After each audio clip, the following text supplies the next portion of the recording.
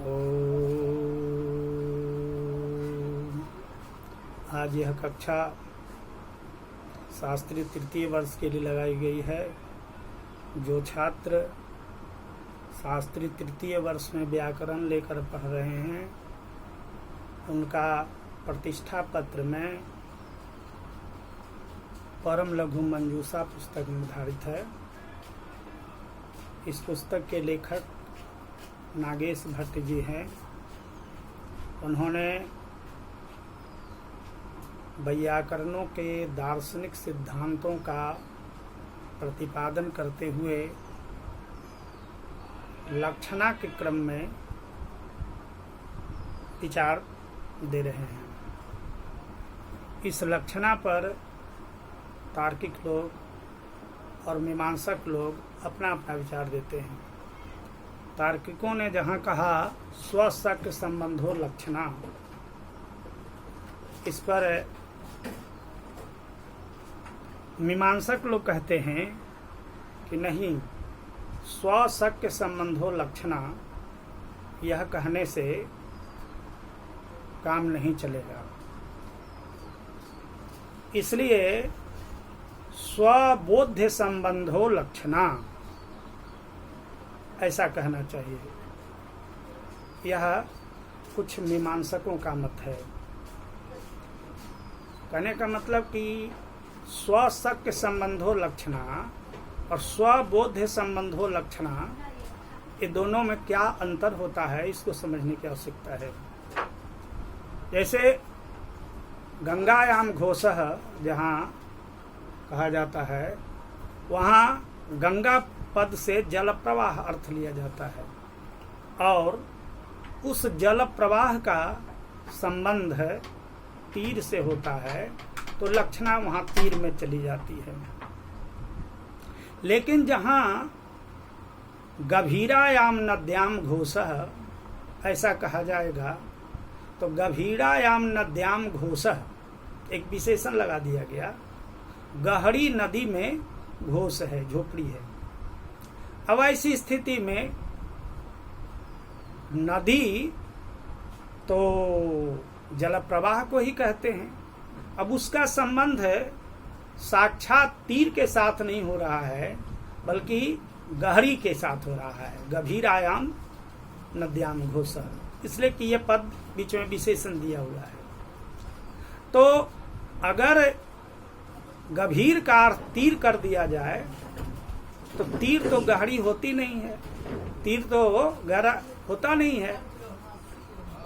तो इसलिए ये कहते हैं कि स्वबोध्य संबंधो लक्षणा कहेंगे, तो स्वबोध्य संबंधो लक्षणा कहने से ये होगा कि गहरी नदी एक बोध्य शब्द है।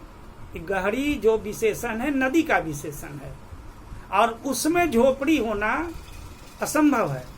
इसलिए गहरी नदी का संबंध जो होगा तीर से होगा, पुनः तीर में लक्षणा हो जाएगा। इसलिए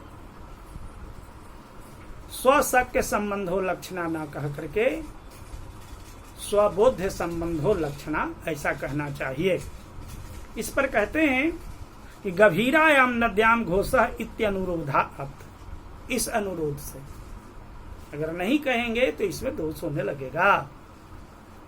तथा ही न तावत गभीर पदम तीर लक्षकम, क्योंकि यह गभीर पद जो है तीर का लक्षक नहीं है। नद्याम इत्य आपत्ति है, नदी में इसका अन्वय होने से ये तीर का लक्षक नहीं है। नहीं तीरम नदी, तीर तो नदी है नहीं। अतएव नदी पदेपि गभीर पदार्थ अनन्वयात्, इसलिए कह रहे हैं कि नदी पद में गभीर पद का अन्वय नहीं हो सकता है। वो अन्वय है, इसलिए तीर में इसका अन्वय नहीं हो सकता है। नहीं तीरम गंभीरम ऐसा कहा जा सकता है। तो इस तरह से जहां दो पद होगा, पदद्वय होगा, वहां वह लक्षणा कहने का मतलब यह है कि प्रत्येकम पदद्वय सा विशिष्ट नदी बोध अनापत्ति,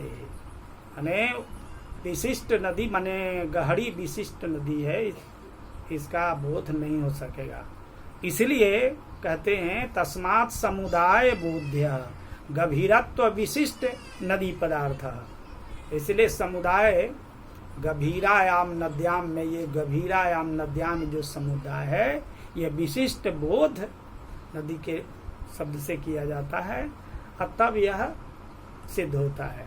इसलिए स्वशक्य संबंधो लक्षणा न कह करके स्वबोध्य संबंधो लक्षणा ऐसा करना चाहिए।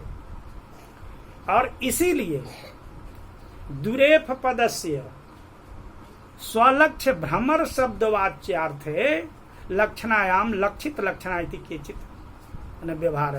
कुछ लोग व्यवहार करते हैं ऐसे दे किसका है। तो दुरेफ पद, दुरेफ किसे कहते हैं? द्वौ रेफौ यस्याम या यस्मिन, दो रेफ हो जिसमें। तो दो रेफ वाले तो बहुत सारे शब्द हो जाएंगे, लेकिन दो रेफ से कौन सा शब्द लिया जाता है? भ्रमर लिया जाता है। तो भ्रमर में दो रेफ है, और वो भ्रमर से फिर वो भ्रमर विशेष जो अर्थ है, जीव विशेष, कीट विशेष, उसका अर्थ लिया जाता है। तो यहाँ इसमें लक्षित लक्षणा जो कहते हैं, तो स्वबोध अगर कहेंगे स्वबोध्य संबंधो लक्षणा, तभी ये काम चलेगा, अन्यथा नहीं काम चलेगा, ऐसा ये मानते हैं।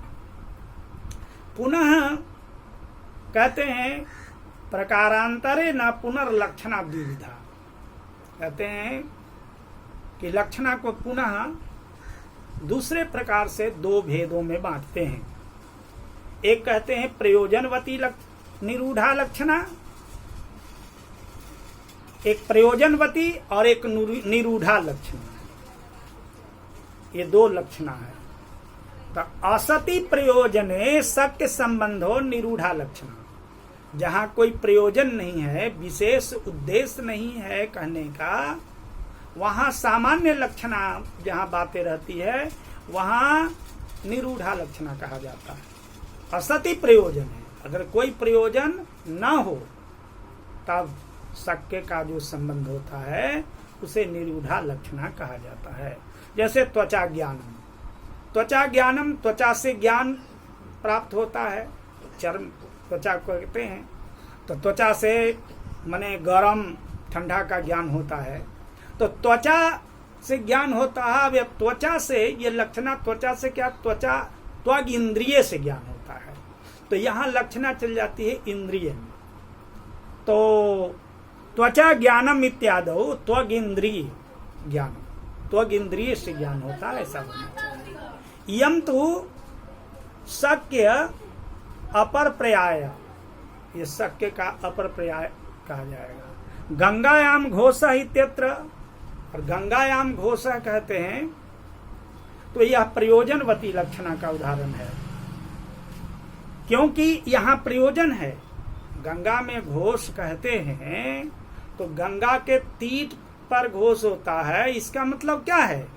गंगा के तीर पर घोष है, अर्थात गंगा का जो शीतत्व पावनत्व से युक्त तट है उस पर घर है, झोपड़ी है, यह कहने का ये प्रयोजन होता है। तो यहाँ प्रयोजन है, दो तरह का प्रयोजन हो सकता है। और किसी ने कहा कि भाई गंगा देखे हो कहाँ है?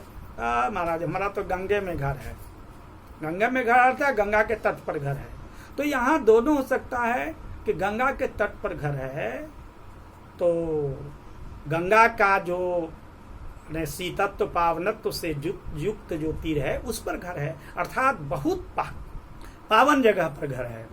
अथवा यह भी हो सकता है कभी किसी छात्र का, गुरुजी मेरा तो घर गंगे में है, तो गंगा में घर कैसे हो सकता है? अर्थात ऐसे तट पर है कि आज कल हो सकता है कटाव हो जाए, वो चला जाए, अर्थात खतरे में उसका घर है।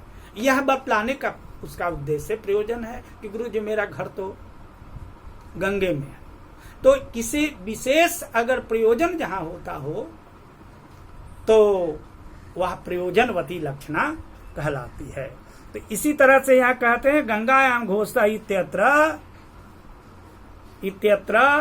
तीरे गंगागत शैत्य पावनत्वादि प्रतीति ही प्रयोजन। गंगागत जो शैत्य माने शीतलता और पवित्रता की जो प्रतीति होती है, यही इसका प्रयोजन है। उसी तरह से गौरवाहिकम इत्यत्र सादृश्य लक्ष्यतावच्छेदकम गवाभेद प्रयोजनम। कहा कि गौरवाहिकम कहते हैं तो यहाँ क्या प्रयोजन है, अर्थात गो से अभिन्न, अर्थात गो में जो धर्म है उससे अनेका अभिन्न माने युक्त है, ऐसा अर्थ समझना चाहिए।